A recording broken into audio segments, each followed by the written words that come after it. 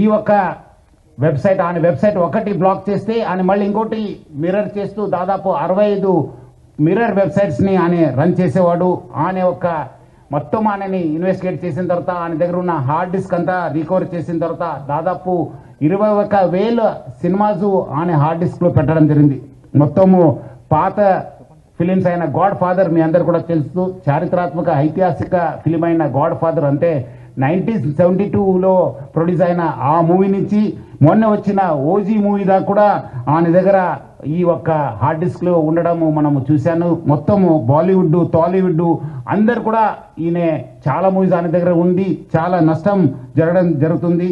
అదేవిధంగా ఆయన ఇప్పటిదాకా ఒక 20 crores సంపాదన చేశారని చెప్పి ఆయన వెల్లడించారు. మనం దాంట్లో 3 కోట్ల రూపాయలు మనము సీజ్ చేయడం జరిగింది. అది ఇంకా మనం ఆయన ఫైనాన్షియల్ డీటెయిల్స్, ఆయన మనీ లాండరింగ్ ప్లస్ ఏం చేశారు, ఎక్కడెక్కడ చేశారు, ఈ ర్యాకెట్లో మొత్తం ఏముందని తెలుసుకోవడానికి ఆయన పోలీస్ కస్టడీ కూడా మనం అడగడం జరిగింది. అది వచ్చిన తర్వాత కూడా ఇంకా మనము ఆయన దగ్గర ఉన్న విషయపైన మనం రాపట్టుకోవడానికి మా వంతు కృషి చేయడం జరుగుతుంది.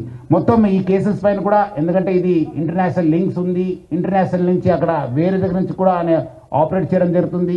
సో ఆయన దగ్గర నుంచి కూడా మనము ఇన్ఫర్మేషన్ రాపట్టుకోవాలి. అందుకు మనము సిబిఐ మళ్ళీ ఎన్ఫోర్స్మెంట్ డైరెక్టర్ అధికారులను కూడా మనము అప్రమత్తం చేయడం జరుగుతుంది. అక్కడ కూడా మనం సేకరించిన ఇన్ఫర్మేషన్ కూడా వాళ్ళకి ఇచ్చేసి వాళ్ళు కూడా ఈ మొత్తం ఈ ఒక్క లింక్స్ ఏమున్నామని తెలుసుకోవడానికి కూడా మా వంతు కృషి చేయడం జరుగుతుంది.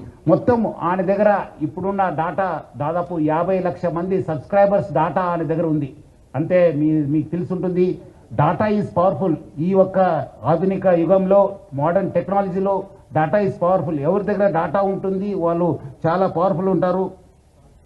ఆ డాటా ఆయన కలెక్ట్ చేయడంతో ఆయన అన్ని కూడా సైబర్ క్రైమ్స్కి లేదంటే ఏదో ఒక క్రైమ్కి అది గురి అయ్యే అవకాశం ఎక్కువ ఉంది. ఎందుకంటే piracy it self is illegal.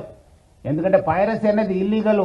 ఎవరు కూడా ఈ పైరసీ మూవీస్ ప్రమోట్ చేయడం కానీ చూడడం కానీ కూడా ఇల్లీగల్. సో చాలా మంది ఏదో రకరకాలు అనుకుంటారు, ఏదో మనం చూస్తున్నాను కాదని చెప్పి, బట్ లేదు, వెనక ఒక పెద్ద ర్యాకెట్ ఉందని చెప్పి ప్రజలందరూ కూడా అర్థం చేసుకోవాలి. ఈ అన్ని కూడా మీ డాటా అంతా డార్క్ వెబ్లో లేదంటే ఏదో ఒక వెబ్లో మీకు అవైలబుల్ ఉంటున్నావు. అది సైబర్ క్రిమినల్స్ వాళ్ళు వాడుకోవచ్చు, లేదంటే ఎకనామిక్ ఆఫెండర్స్ యూజ్ చేసుకోవచ్చు, లేదంటే వేరే క్రిమినల్స్ కూడా మీకు ట్రాప్ చేసే అవకాశం ఉందని చెప్పి